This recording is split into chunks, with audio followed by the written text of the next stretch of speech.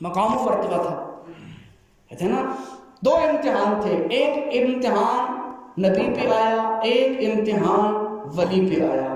ایک امتحان سے نبی یوسف گزرے، توجہ کیجیے گا، ایک امتحان سے امام موسیٰ کاظم گزرے، لیکن فرق بڑا تھا.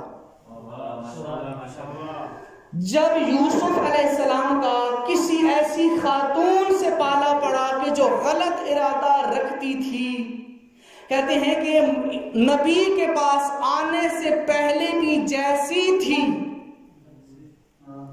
ویسی ہی واپس گئی، لیکن جس فاحشہ کو تیار کر کے ہارون نے زندان میں بھیجا تھا، جاتے ہوئے فاحشہ تھی، آتے ہوئے عابدہ تھی.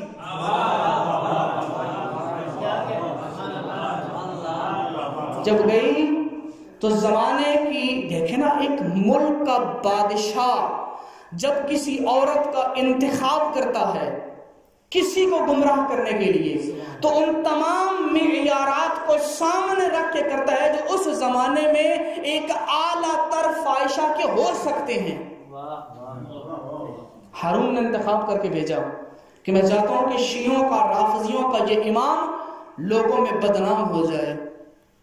وہ آئی بن صبر کے، اور جب امام کے پاس آئی تو فاحشہ تھی، جب وہاں سے گئی تو عابدہ تھی. ہارون نے بلایا، کہتا ہے میں نے تجھے بھیجا کس لیے تھا؟ میں نے بھیجا تھا تاکہ تو اسے گمراہ کر سکے. یہ تیرے وجود کو میں کانپتے ہوئے کیوں دیکھ رہا ہوں؟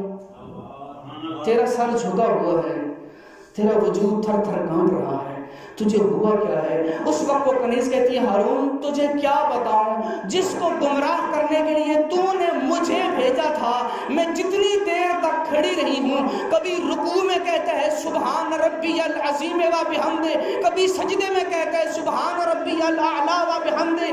اچھا اس کو دنیا کی پرواہ ہی نہیں، وہ میری طرف دیکھے تو گمراہ کروں، اس کو دنیا سے تو کوئی لگاؤ ہی نہیں.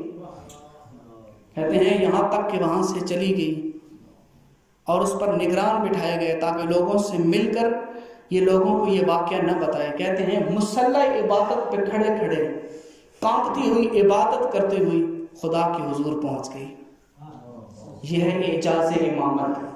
وہ طاہر بھی ہیں مطہر بھی ہیں.